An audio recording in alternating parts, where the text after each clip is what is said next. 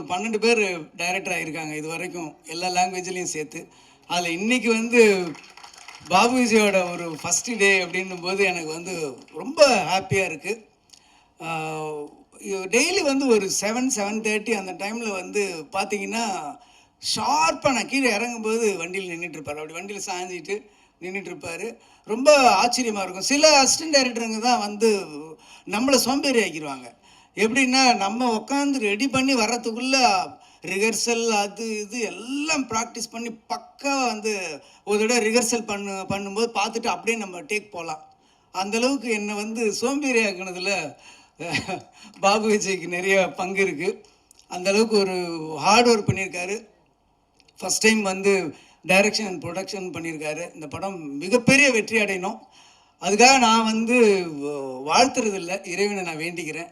வரிகளை ரசித்து படைப்பாளிகளே அல்லது கவிஞர்களை வந்து என்கரேஜ் பண்ணுற இசையமைப்பாளர்கள் வரிசையில் இன்றைக்கி வளர்ந்து வருகிற அந்த வரிசையில் வந்து ரொம்ப அற்புதமான ஒரு ரசிகனாக தான் நான் அவரை பார்ப்பேன்.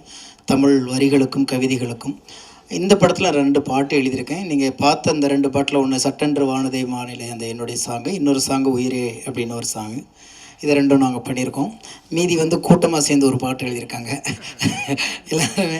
அப்போ கூட சொன்னோம், ஏன் இந்த பாட்டை மட்டும் கொடுக்கல, நாங்கள் ஒரு பெரிய கூட்டமாக எழுதிட்டுருக்கோம், இதுக்குள்ளே நுழையாதீங்க அப்படின்ட்டாங்க. ரொம்ப சந்தோஷமாக இருந்துச்சு. அப்புறம் வந்து பாபு விஜய் சாரை பார்க்கும் பொழுது ரொம்ப எளிமையாக ஒரு பெரிய பிஸ்னஸ் மேன் அவர் அப்படின்னாரு. எனக்கு ஒரு பக்கம் பெரிய ஆச்சரியமாக இருந்துச்சு. பிஸ்னஸ் மேன் கிரியேட்டராக மாறுறது வந்து ரொம்ப சிரமம். ஏன்னா வந்து அங்கே ஒரு பக்கம் கணக்கு பார்க்கணும், இல்லைன்னா கலையை பார்க்கணும். ஆனால் 2 கோட்லேயும் அழகாக எவ்வளோ வந்து நகர்த்தி இந்த படத்தை இன்றைக்கி வந்து ஒரு அற்புதமான படைப்பாக கொடுத்துருக்குறாங்க. எங்கேயுமே புதும் டைரக்டர் சரவணன் கால் பண்ணார், தனஞ்சயன் சார் கால் பண்ணாங்க. அப்புறம் நிறைய பேர் எனக்கு கால் பண்ணி இந்த மாதிரி இப்போ யாருப்பா அந்த பாபு விஜய் அப்படின்னு.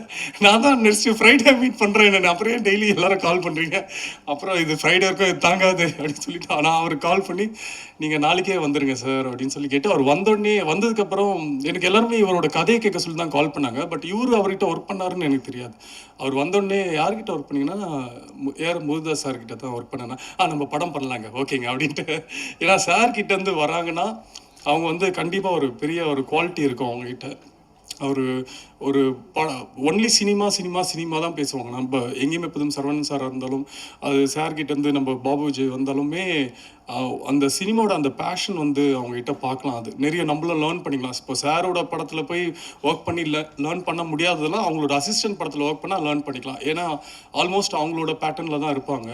ஸோ எனக்கு கதை சொன்ன உடனே ரொம்ப பிடிச்சது. ஒரு ஹீரோக்குன்ட்டு ஒரு இம்பார்ட்டன்ஸ் மூவியில் இல்லாமல் அந்த கதைக்குன்னு ஒரு இம்பார்ட்டன்ஸோட ப்ளஸ் ஹீரோவை மாசா எப்படி காட்டுறதுன்னு அந்த அளவுக்கு ஒரு பேக்கேஜாக அவர்கிட்ட இந்த படத்தை எடுத்திருந்தார். ஸோ எல்லாருமே படத்தை வந்து நீங்கள் தேட்டரில் பாருங்கள். நீங்கள் தேட்டரில் பார்த்தீங்கன்னா கண்டிப்பாக என்ஜாய் பண்ணுவீங்கன்ட்டு நான் நம்புகிறேன். And I thank Jay sir for giving this opportunity for me, and so much thanks to Babu sir for accepting me as a costume designer to this film. And நான் நிறைய பாபு சார் கிட்ட இருந்து கற்றுக்கணும். And ஒரு விஷயம் நான் என்ன கற்றுக்கிட்டேன்னா, ஒரு பர்ஃபெக்ஷன் பார்ப்பாங்க, ரொம்பவே பர்ஃபெக்ஷன் என்கிட்ட இருந்து பார்த்தாங்க. And thank you, I learned a lot from you sir.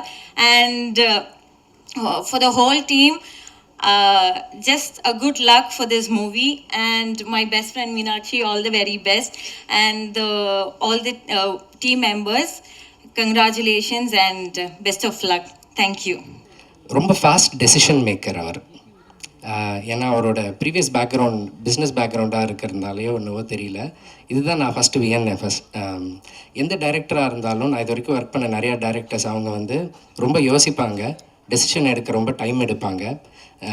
4 பேர் சொன்னால் அவங்க மைண்டை மாற்றிப்பாங்க. இவர் கிடையவே கிடையாது. அவர் முடிவு பண்ணது தான். அதை வந்து யார் நினச்சாலும் மாற்ற முடியாது, அவரே நினச்சாலும் மாற்ற முடியாது. அந்த அளவுக்கு ஒரு ஸ்ட்ராங் டெசிஷன் மேக்கர். அது என்ன ஆகும்னா, டெக்னீஷியன்ஸோட வேலையை வந்து ரொம்ப ஈஸியாக்கிரும்.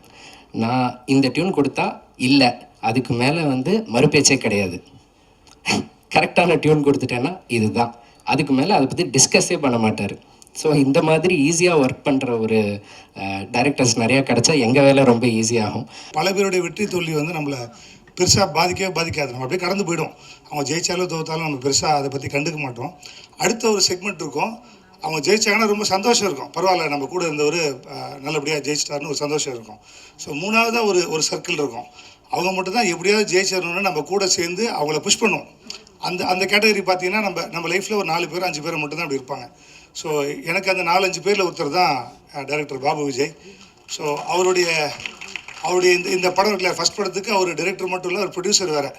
பைக் ரேஸில் உங்கள் பைக்கையும் ஓட்டிகிட்டு பக்கத்தில் பெட்ரோல் இல்லாத இன்னொரு பைக்கையும் பிடிச்சிட்டு அது போய் அந்த மேட்சை வின் பண்ணணும். அது எவ்வளோ கஷ்டமோ அவ்வளோ கஷ்டம் முதல் படத்தை ப்ரொடியூஸ் பண்ணி டைரக்ட் பண்ணுறது. ஸோ அதோடைய கஷ்டம் எனக்கு புரிஞ்சதுனால நான் வந்து வாலண்டியர் அவருக்கு சப்போர்ட் பண்ணுன்னு போய் இந்த படத்தை என்னுடைய ஃபுல் எஃபர்ட்டை போட்டு பண்ணியிருக்கேன்.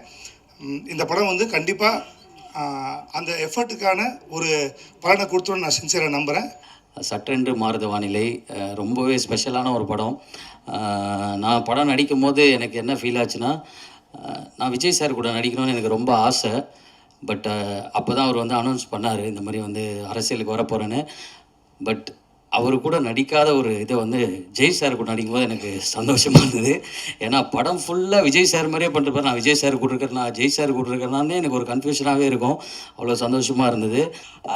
Babu Vijay sir, thank you so much எனக்கு இந்த ஆப்பர்ச்சுனிட்டி கொடுத்ததுக்கு. ஏன்னா நீங்கள் வந்து நம்ம பேசின மாதிரி நிறைய தடங்கள் இருந்தது, but still we made this happen today, and thank you so much for believing in me and like giving me this opportunity, sir. ரொம்ப நன்றி. ஜெய் சாரோட 2வது படம், it was absolute pleasure working with him again, and special mention to Richard sir. எங்க எல்லாரையும் ரொம்ப அழகா காட்டினதுக்கு, and மிச்ச cast and crew everybody, thank you so much. So 15ஆம் தேதி மே 15th படம் ரிலீஸ் ஆகுது. ஸோ எல்லாரும் வந்து உங்கள் ஆதரவை கொடுப்பீங்கன்னு நம்புகிறோம். பாபு விஜய் வந்து எங்கிட்ட பாஃப்டாவில் நான் கிளாஸ் எடுக்கிறப்ப ரொம்ப முக்கியமான ஒரு 4-5 பசங்க மட்டும் ஒவ்வொரு இயரும் தேருவாங்க இல்லையா, அப்படி என்னுடைய குட் புக்கில் இருக்கிற ஒரு ஸ்டூடெண்ட் வந்து பாபு விஜய். இவருடைய படங்கள் இவங்க நமக்கு எக்ஸாமுக்கு டெஸ்ட்டுக்கு பண்ணுறாங்க ஷார்ட் ஃபில்ம் இருக்குல்ல, அந்த ஃபில்மே சொல்லிவிட இவங்க யார் அப்படின்ட்டு. அப்படி நான் ரொம்ப மார்க் பண்ணி வச்சுருந்த ஒரு ஸ்டூடெண்ட் வந்து பாபு விஜய். இவருடைய படம் எப்படி இருக்கும் அப்படிங்கிறத வந்து ரொம்ப ஆர்வமாக, உங்களை மாதிரி இந்த ட்ரெய்லர்லாம் பார்த்துக்கிறதுக்கு முன்னாடியே ரொம்ப ஆர்வமாக இருந்திருக்கேன். பாபுவுடைய விஜய் அவருக்கு எங்கிட்ட சொன்னப்போ அவருடைய கோர் பாயிண்ட் மட்டும் சொன்னார். அது ரொம்ப இயல்பாகவும் ரொம்ப நடந்த விஷயமாகவும் இருந்துச்சு. அந்த ஒரு விஷயம் மட்டுமே இந்த படத்தை ஒரு சக்ஸஸான ஒரு இடத்துக்கு கொண்டு போயிடும் அப்படிங்கிற நம்புகிறேன். சினிமானா என்னை பொறுத்த வரைக்கும் ஒன்று தான் என் மைண்டில் வரும், ஏஆர் முருகதாஸ். அது மட்டும்தான் எனக்கு வந்து சினிமாவில் வந்து இருந்துச்சு.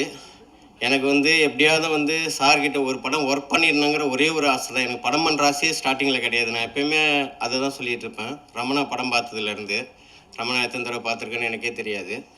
அவ்வளோ வந்து எனக்கு வந்து எப்படியாவது முருகதாஸ் சட்டை ஒரு படம் ஒர்க் பண்ணிட்டா போதும், அசிஸ்டன்ட் டைரக்டரா அப்படின்னு சொல்லிட்டு அவ்வளோ லவ்னா எப்படின்னா, நான் ஒரு பொண்ணாக பிறந்ததுன்னா கண்டிப்பாக அவங்க வீட்டில் பயங்கர பிரச்சனை வந்திருக்கும், அவ்வளோ லவ். ஸோ சாருக்காக என்ன வேணாலும் பண்ணுவேன். ஏன்னா சார் வந்து மற்றவங்களுக்காக அவ்வளோ பண்ணுவார், அதான் அசிஸ்டன்ட் டைரக்டர்ஸுக்கு வந்து அவ்வளோ பண்ணுவார். இன்றைக்கி வந்து நான் இங்கே நிற்கிறது, இந்த படம் பண்ணது, மற்றவங்க எல்லாம் பேசுறது, சினிமாவை பொறுத்த வரைக்கும் எல்லாமே வந்து சார்கிட்டேருந்து கற்றுக்கிட்டது தான். அண்டு அவர்கிட்ட நான் கற்றுக்கிட்டது வந்து ஒரு 5% தான் இருக்கும். அந்த 5%க்கு தான் இந்த பாராட்டுக்கள் நீங்கள் சொல்கிறது எல்லாமே. Vijay sir AR Murugadoss sir direct பண்ணும்போது விஜய் சார் நடித்த சர்க்காரில் தான் என்னுடைய அசிஸ்டன்ட் டைரக்டர் லைஃப் ஸ்டார்ட் ஆச்சு. இன்றைக்கி சிஎம் விஜய் சாராக இருக்கும்போது அவருடைய விஜய் சாருடைய சர்க்காரில் என்னுடைய முதல் படம் இயக்குனராக வெளிவருது. அதுக்கு எனக்கு வாய்ப்பு கொடுத்த முருகதாஸ் சாருக்கும் இந்த பிரபஞ்சத்திற்கும் ரொம்ப நன்றி. சிஎம் சார், நீங்கள் எங்கேயாவது இதை பார்த்துட்ருப்பீங்க, எல்லாத்தையும் பார்க்குறது தான் உங்கள் வேலையும், கண்டிப்பாக நீங்கள் பார்ப்பீங்க. அப்போது இந்த தம்பியை ஞாபகம் வச்சிங்க, ரொம்ப நன்றி. கண்டிப்பாக எல்லோரும் தியேட்டருக்கு வந்து பாருங்கள். இங்கே வந்திருக்கும் அனைத்து நண்பர்களுக்கும், ஊடக நண்பர்களுக்கும் மற்றும் அன்பான ரசிகர்களுக்கும் அனைவருக்கும் மிக்க நன்றி. வீழ்வது நாமாக இருந்தாலும் வாழ்வது சக மனிதர்களாக இருக்கட்டும். நன்றி, வணக்கம்.